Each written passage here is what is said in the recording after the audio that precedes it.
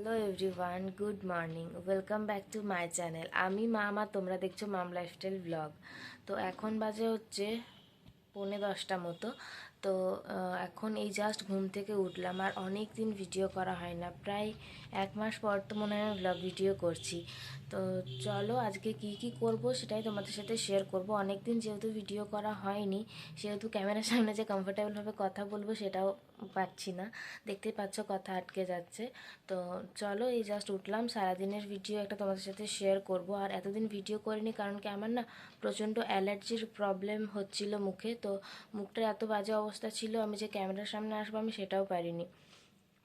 তো তাই জন্যে এতদিন পর মুখটা একটু ঠিক হয়েছে, তাও কিছুটা প্রবলেম আছে, হয়তো ক্যামেরাতে সেটা বোঝা যাবে না। তো চলো আজকে ভিডিওটা স্টার্ট করি, তোমরা ভিডিওটা কন্টিনিউ দেখতে থাকো। তো দেখতেই পাচ্ছ ঘুম থেকে উঠে ব্রাশ করে নিচ্ছি। তো সকালে উঠে ব্রাশ করে নিয়েছি, ব্রাশ করার পর এখন চলে এসেছি হচ্ছে চা বিস্কিট খেতে। আর প্রচণ্ড ঠান্ডা, এত লেটে উঠেছি তাও এত ঠান্ডা লাগছে, তাহলে যে সকালে উঠলে কী হবে কি জানি। তো চলো খেয়ে নিই চা বিস্কিট। তো চা বিস্কিট খাওয়ার বেশ কিছুক্ষণ পরই চলে এসেছিলাম ব্রেকফাস্ট করতে। তো ব্রেকফাস্টটা আমাকে প্রায় দিনই, মানে বেশিরভাগ দিনই মা খাইয়ে দেয়। তো দেখতেই পাচ্ছ মায়ের হাত দিয়ে খাচ্ছিলাম, মা যেহেতু ক্যামেরার সামনে আসে না তাই। তো গাইস ব্রেকফাস্ট করার পর কিছুক্ষণ বসে বসে ফোন ঘেঁটে নিয়েছি, আর কিছু ভিডিওর কাজ ছিল সেগুলোও করে নিয়েছি। তো যেহেতু আমার কাছে একটাই ফোন, তো আর অন্যভাবে কিছু ক্লিপ নিতে পারিনি। এখন যাব হচ্ছে স্নান করতে। তো চলো স্নান করে আসি, তারপর ভিডিওটা কন্টিনিউ করছি। তো গাইস স্নান করে এসে গেছি। স্নান করে এসে এখন চলে এসেছি হচ্ছে লাঞ্চ করতে। আজকে লাঞ্চে আছে রুটি, যেহেতু ব্রেকফাস্টে ভাত খেয়েছিলাম আর শীতকালে বেশি ভাত খেতে ভালো লাগে না, তার জন্য আজকে লাঞ্চে আছে রুটি আর সবজি। তো চলো আগে খেয়ে নিই, তারপর ভিডিওটা কন্টিনিউ করছি।